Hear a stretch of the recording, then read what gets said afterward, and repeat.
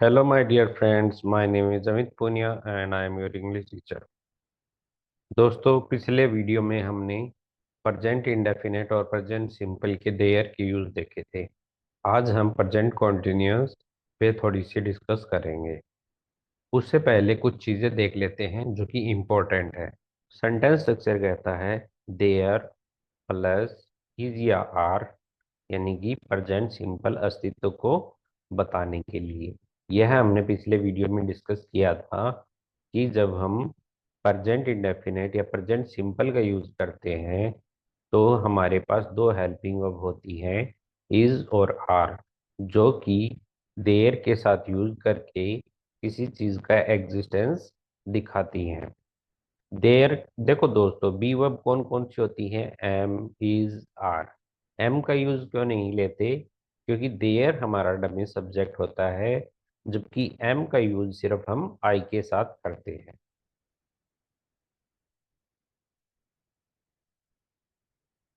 For an example, there is a book on the table. मेज पर एक किताब है।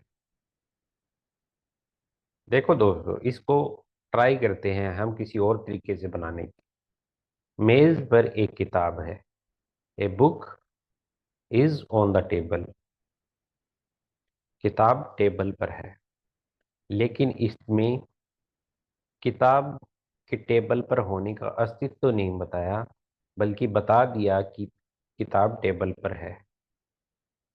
लेकिन अगर हम इसे देयर से बनाते हैं, there is a book on the table, यहाँ देयर तो कोई काम नहीं करता, सिर्फ बताया जाता है कि किताब मौजूद है। यहाँ कोई एक्शन भी नहीं हो रहा, सिर्फ एक नई चीज को इंट्रोड्यूस करने, उस वह हम किस जगह पर है बताने, सामान्य फैक्ट या स्थिति बताने के लिए देयर का उपयोग किया जाता है। क्योंकि हर सेंटेंस में सब्जेक्ट होना चाहिए, और जब हम सिर्फ उसकी मौजूदगी यानी कि एग्जिस्टेंस बताते हैं तो देयर को हम एज ए डमी सब्जेक्ट इस्तेमाल करते हैं।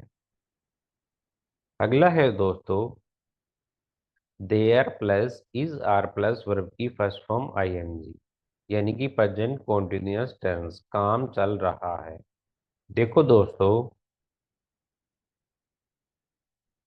यहाँ पर कई सेंटेंस स्ट्रक्चर ऐसे भी होते हैं पर टेंसेज के, जिनमें एग्जिस्टेंस के साथ साथ उनकी काम कर कोई वस्तु या जो जिसके बारे में हम बात कर रहे हैं वो बताता है कि कोई काम चल रहा है, और किस समय चल रहा है यह भी बताता है। For an example, there is a boy playing in the park. Park में एक लड़का खेल रहा है। इसमें क्या क्या चीजें हैं दोस्तों? एक तो लड़के की मौजूदगी बताई गई है, और दूसरा बताया गया है कि वह अभी खेल रहा है।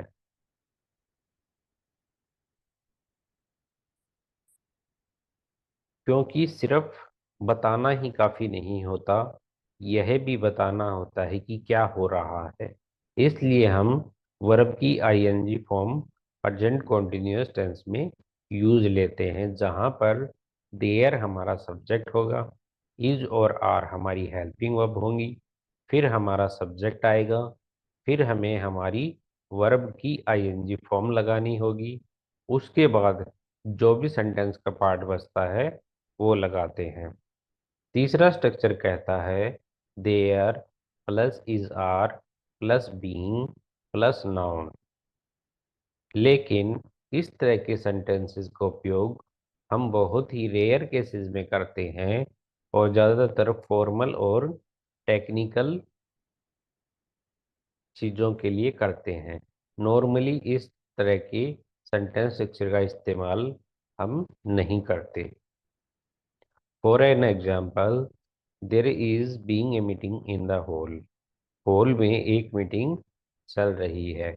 सबसे पहले हमने देयर दिखाया, फिर इज लगाया क्योंकि मीटिंग सिंगुलर है, फिर बीइंग एज ए वर्ब लगाई, यानी कि हो रही है ए मीटिंग कहाँ पर? इन द हॉल, जो कि हमारा एडवर्ब ऑफ प्लेस हो गया।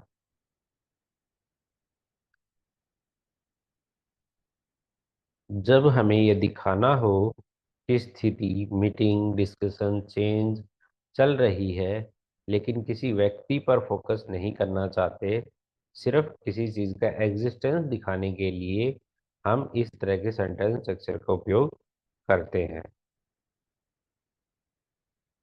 चलिए दोस्तों, अब प्रेजेंट कॉन्टिन्यूअस टेंस के अफर्मेटिव, नेगेटिव इंट्रोगेटिव सेंटेंसेस की चर्चा करते हैं। पार्क में एक लड़का खेल रहा है। देखो दोस्तों, इसको हम ऐसे भी बना सकते हैं, a boy is playing in the park. लेकिन इसे हम ऐसे भी बना सकते हैं, there is a boy playing in the park. दोनों में फर्क क्या हुआ? A boy playing in the park में बॉय और जो क्रिया है उसको दिखाने के लिए, यानी कि कोई काम चल रहा है, उस काम पे फोकस करने के लिए हम इस तरह के सेंटेंस बनाते हैं। लेकिन जब हम देयर से सेंटेंस बनाते हैं तो इसका मतलब होता है कि हम किसी चीज का एग्जिस्टेंस दिखा रहे हैं, यानी कि एक बॉय है जिसका अस्तित्व है, जो कि खेल रहा है। इसलिए इसको there is a boy playing in the park बनाते हैं। अगला है दोस्तों, पार्क में कोई लड़का नहीं खेल रहा है। ऊपर वाले का ही नेगेटिव फॉर्म है, इसलिए सेंटेंस स्ट्रक्चर होगा देयर, लड़का एक है इसलिए इज, फिर हम नोट लगाएंगे, फिर हमारा बॉय ए नाउन, प्लेइंग और in the park. Present continuous tense interrogative sentence. क्या पार्क में कोई लड़का खेल रहा है? देखिए दोस्तों, ये ऊपर वाले का ही इंटेरोगेटिव सेंटेंस हमने ले लिया। तो चूंकि क्या शुरू में आया है, तो जो सेंटेंस है वो हाँ या ना में आंसर करेगा। और हमारा जो मेन सब्जेक्ट है वह है लड़का। तो लड़का सिंगुलर है, इसलिए हम इज को बाहर रखेंगे। बॉय के एग्जिस्टेंस को दिखाने के लिए देयर लगाएंगे, फिर हमारा सब्जेक्ट ए बॉय लगाएंगे, फिर हमारी वर्ब प्लेइंग लगाएंगे, और उसके बाद इन द पार्क। तो सेंटेंस बन जाएगा is there a boy playing in the park. अब बात करते हैं नेगेटिव इंट्रोगेटिव सेंटेंस की। क्या पार्क में कोई लड़का नहीं खेल रहा है? दोस्तों, ऊपर वाले में सिर्फ एक चेंज करना है कि हमें नोट का यूज लेना है। इज नॉट देयर, यानी कि इजंट देयर।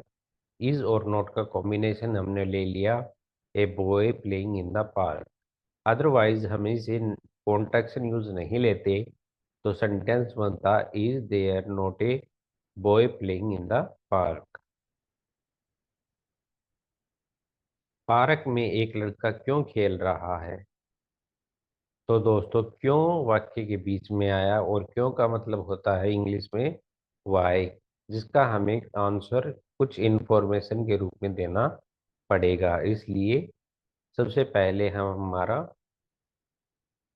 वाई लगाएंगे, यानी कि WH वर्ड। उसके बाद वही सेंटेंस स्ट्रक्चर को फॉलो करेगा जो ऊपर हमने डिस्कस किया, यानी कि हेल्पिंग वर्ब या verb is there a boy, फिर खेलना की प्लेइंग, कहाँ, इन द पार्क। तो why is there a boy playing in the park? Park में लड़का क्यों खेल रहा है? अब बात करते हैं प्रेजेंट कॉन्टिन्यूअस टेंस की, नेगेटिव इंट्रोगेटिव की। पार्क में कोई लड़का क्यों नहीं खेल रहा है? दोस्तों, ऊपर वाले का ही नेगेटिव सेंटेंस है, वाई से शुरू करेंगे और इजेंट हमारी कॉन्ट्रैक्शन वर्ब ले लेंगे, और there a boy playing in the park. हम इसे ऐसे भी बना सकते हैं, why is there not a boy playing in the park. तो दोस्तों, ये थे कुछ प्रेजेंट कॉन्टिन्यूअस के एग्जाम्पल। आशा करता हूँ आपको समझ आए होंगे। तो आज के लिए इतना काफ़ी है। धन्यवाद दोस्तों।